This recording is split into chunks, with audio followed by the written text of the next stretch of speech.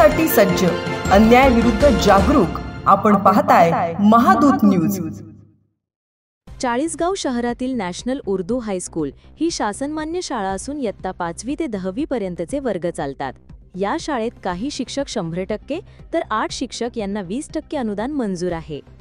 शिक्षकांनी त्यांना 20% शासन अनुदानित असताना संगनमतानी 100% अनुदान निर्णय झाल्याचा शासन निर्णय आदेशाची खोटी प्रत सादर करून 100% पगार बिले तयार करून त्यावर मुख्याध्यापक सलीम खान लाल खान यांची स्वाक्षरी करून घेतली.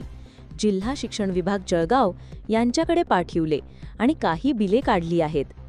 हा प्रकार शिक्षण विभागाच्या चौकशीत प्रकार समोर आल्याने शिक्षणाधिकारी माध्यमिक जिल्हा परिषद जळगाव यांनी 22 जुलै 2025 रोजी सर्वांवर कायदेशीर फौजदारी दाखल करण्याचे निर्देश गट शिक्षणाधिकारी दिले होते.